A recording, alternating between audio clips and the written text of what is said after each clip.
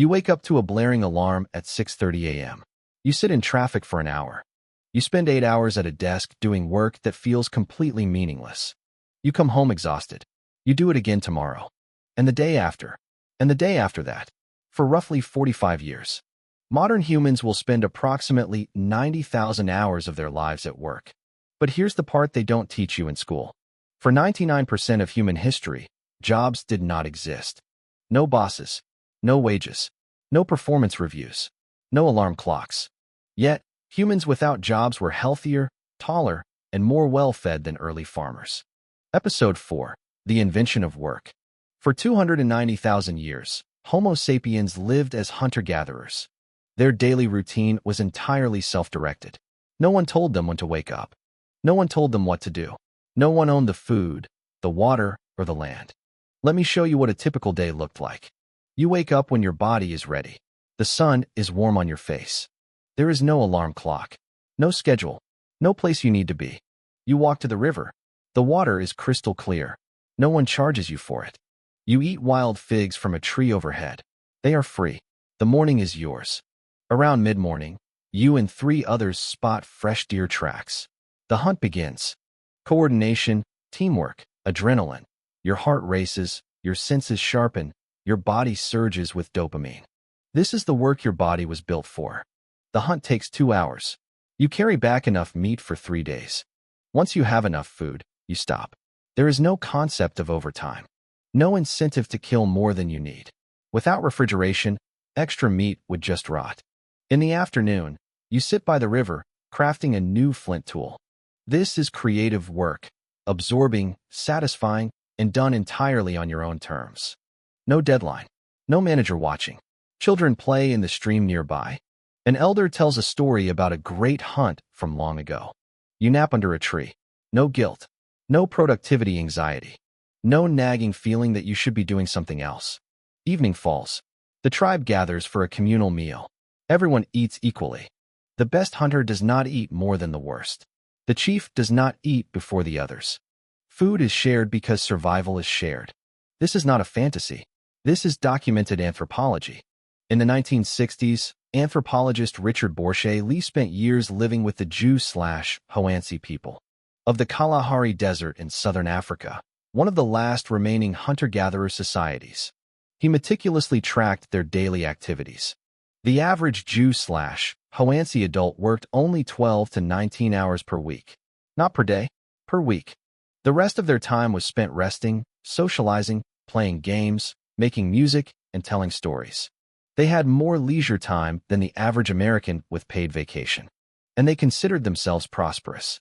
In 1972, anthropologist Marshall Sahlins published a landmark essay called The Original Affluent Society. His argument was radical. Hunter-gatherers were not primitive, starving savages scratching out a miserable existence. They were the original wealthy humans. Not because they had a lot, but because they wanted very little. Their desires were limited. Their environment provided enough. And because they didn't accumulate possessions, they had no anxiety about losing them. No debt, no rent, no mortgages, no storage units full of things they bought but never used. Their diet was extraordinarily diverse. Modern humans get 60% of their calories from just 3 crops: wheat, corn, and rice. Hunter-gatherers ate hundreds of plants, nuts, fruits, and a wide variety of wild game. This genetic variety protected them from nutritional deficiencies. If one food source failed, they simply moved to another area. Their skeletal remains confirm it. Pre-agricultural humans were taller, had stronger bones, and had virtually no dental cavities. Their teeth were clean and straight, not because they brushed, but because they didn't eat refined grain. They did not work to create wealth. They worked only to live. And then, approximately 10,000 years ago, everything changed. In the Fertile Crescent, the arc of land stretching from modern-day Iraq to Egypt, humans discovered that the seeds of wild wheat could be planted intentionally. This was the start of the agricultural revolution. And it was, according to historian Jared Diamond, the worst mistake in the history of the human race. It didn't happen overnight. It happened like a trap closing slowly. Year 1. A woman scatters extra seeds near the campsite. Next season, wild wheat grows thicker near your camp. Convenient. Year 5. The garden is bigger. You build a fence to keep animals out. You still hunt. The garden is just a supplement. Year 10. You build a permanent hut next to the field. The garden is now a field. You stop migrating. Year 20. Your children have never seen the migration routes. They only know the field. The field is their entire world. Year 50. The surplus of food made the population explode. More mouths to feed. More fields needed. More work required. You can't go back. The old foraging lands have been taken by other groups. The forest has been cleared. The wild game has been hunted out. You are trapped. Historian Yuval Noah Harari calls this history's biggest fraud. We didn't domesticate wheat. Wheat domesticated us. Think about it. Before agriculture, wheat was a wild grass growing in small patches across the Middle East. 10,000 years later, it covers millions of square kilometers, becoming history's most successful plant. It did this by forcing humans to clear forests, carry water, and weed fields. From wheat's perspective, Homo sapiens is the labor force. We are the ones who were domesticated. And the price was devastating. The moment humans settled into permanent villages, their health collapsed. Skeletal remains from the early agricultural era tell a brutal story. Farmers' spines show severe arthritis and compressed vertebral discs. The result of years of bending over fields, pulling weeds, and carrying heavy baskets of grain. Their average height dropped by nearly 13 centimeters compared to their hunter-gatherer ancestors. Their teeth rotted. The high-starch diet of grain porridge fed the bacteria in their mouths, causing cavities, abscesses, and tooth loss at rates never seen in hunter-gatherer populations. But the worst consequence was disease. For the first time, humans lived in permanent, dense settlements right next to their domesticated animals. Cows gave us smallpox and tuberculosis. Pigs gave us influenza. Chickens gave us various strains of flu. Measles jumped from cattle.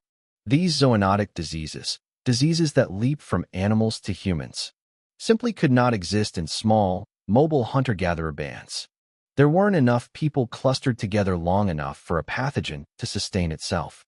But in a farming village of 500 people, living on top of their livestock, drinking water contaminated by animal waste, pathogens thrived. Epidemics became a permanent feature of human life for the next 10,000 years. Agriculture didn't just change what we ate. It changed what we were. Surplus food created something that had never existed before. Property. For the first time in human history, some people had more than others. The chief's family sits in the center of the village, near the granary. They eat first. They eat the best cuts. You and the other farmers eat what's left, mostly grain porridge. A drought hits. The granary is low. The chief announces, "We must ration." But his family's rations are 3 times yours. You protest. A soldier pushes you back with a spear. In the hunter-gatherer tribe, the best hunter shared his kill equally. Now the man who doesn't even farm eats the most. Property created theft. Theft created guards. Guards created power structures. Power structures created class. And class created something that had never existed in the natural world. A boss. The chief demands a tax. 1/5 of your harvest goes to the communal granary, which he controls. If you refuse to pay, you are expelled. But there is no wilderness left to return to. The forest is gone. The game is hunted out. There is nowhere else to go. This is the birth of the social contract, one you never signed. You still pay taxes to institutions that control resources you helped create. The system was invented 10,000 years ago, and it hasn't fundamentally changed since. A farmer stares at the stars at night. His grandmother used to tell stories about a time when people were free, when they wandered the open plains, ate what they found, and answered to no one. He thinks it's just a myth. It wasn't. Standing at the edge of the first farm, you receive a golden stalk of wheat, a symbol of humanity's irreversible new path. You tie it to your leather wrap, alongside the tiger tooth, the amber, and the bone bead. For souvenirs. For stories of survival. The next time your alarm clock rings at 6:30 on a Monday morning, remember, your brain is still built for the campfire, not the cubicle. Somewhere deep in your DNA, a hunter-gatherer wonders why you traded the sky for a ceiling. But the story of the naked ape is only getting started. You traded your freedom for wheat. But long before that, you traded something even more fundamental. Your fur. And the reason why is written in the DNA of your lice. Find out in the next episode.